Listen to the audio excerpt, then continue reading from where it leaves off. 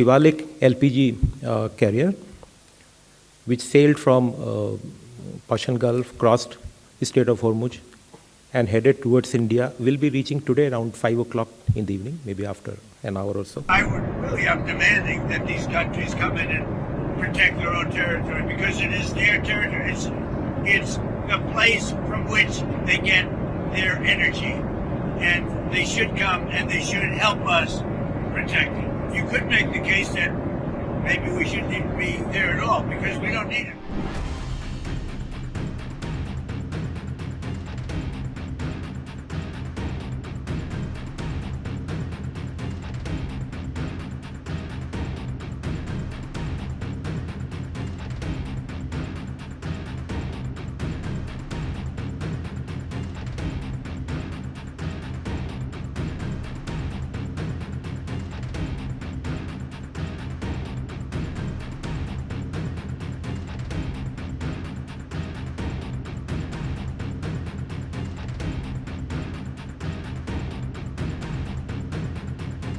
Shivalik LPG carrier, which sailed from Persian Gulf, crossed the Strait of Hormuz, and headed towards India, will be reaching today around 5 o'clock in the evening, maybe after an hour or so. The Indian flag vessel Jag Ladki, which sailed from UAE on 14th of March, it is carrying about 81,000 of Murban crude oil, is safely en route to India. And it has this vessel, and all Indian seafarers on board are safe. They'll be reaching tomorrow at Mundra port. All Indian seafarers in Persian Gulf area are safe. No incident has been reported in last 24 hours. And we are in the ministry and in the DG shipping, we are keeping continuous watch on the situation. We are in touch with each vessel and its crew. 22 vessels, as was reported on Saturday also. 22 Indian flagged vessels with 611 Indian seafarers remain in the west of the Strait of Hormuz in Persian Gulf. LPG. LPG. I will repeat the same thing, that the situation is still worrying, but our domestic LPG consumers are being supplied with LPG and there is no drought reported on distributorships. We are trying to procure LPG from wherever it is possible. So, whatever steps can be taken are being taken at whatever level. Efforts are being made to increase domestic production.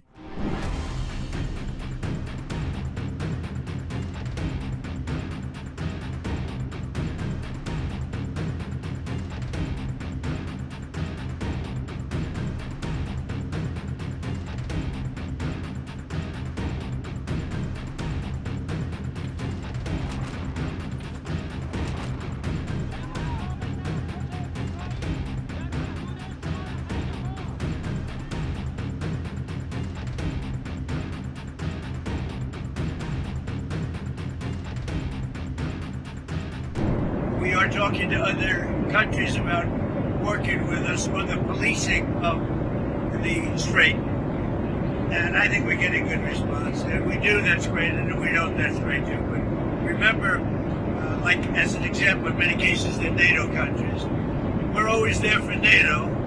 We're helping them with Ukraine. As many, it's got an ocean in between us. Doesn't affect us, but we've helped them. It'd be interesting to see what country wouldn't help us with a very small endeavor, which is just keeping the strait open. That, by comparison, it's small because Iran has very little firepower left. Their missiles are down to a low number. You see, they're shooting very few of them. You know why? Because they don't have very many of them, and because we've decimated their manufacturing capability. Mr. President, which countries have said that they will help? Well, I can't say yet. It's a little early. They were contacted today and last night. But we've had some positive response. We had a few that would rather not get involved. Is China one of them? I don't want to tell you about that. I mean, I can't really say for sure, but China's an interesting case study. They get most of their oil, as you know, by far. They get a lot, about 90% on the strait. So I said, would you like to come in? And we'll find out. Maybe they will, maybe they won't. You know, some other deeper reasons why they may not. They should come in my opinion. It never made sense for years. If you go back and look at what I've said years ago, I said, why are we maintaining the Hormuz Strait when it's really there for China and many other countries? Why aren't they doing it? And that's because we had weak leadership, to be honest with you. But I'm bringing it up now because I think even long term, I think it's something that other countries should help us with. How many other countries, Mr. President? And again, remember this, about 7. We're talking about 7. Just remember that it's something that we don't need, and these countries do need. And yet for years, it's like, for years we've been maintaining it, doing a great job. And now that the war is, now that they've been diminished in terms of military, their military has been greatly diminished.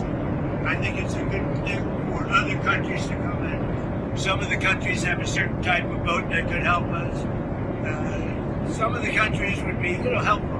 Remember, it only takes a couple of people to screw up the strait, a couple of terrorists. You don't need their military is defeated, but all you need is a few people dropping mines here and there, and you louse it up. So we need. I would really, I'm demanding that these countries come in and protect their own territory because it is their territory. It's the place from which they get their energy, and they should come and they should help us protect it. You could make the case that maybe we shouldn't even be there at all because we don't need it.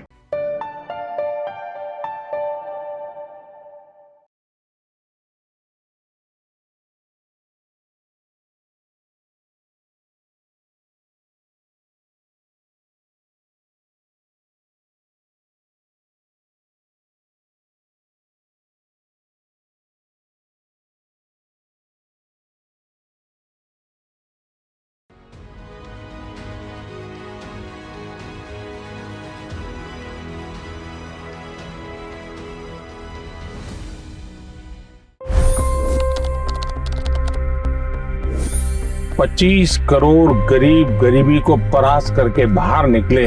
For the good of our nation, let's work together and let's truly make America great again.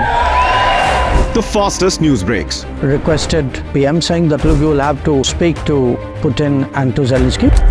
The biggest newsmakers. The relationship with India is probably the most important bilateral relationship the U.S. will have for the rest of this century. The capital delivered quite an election result today. Expert analysis. The million-dollar question today is how to stop this dance of death. Ground reports.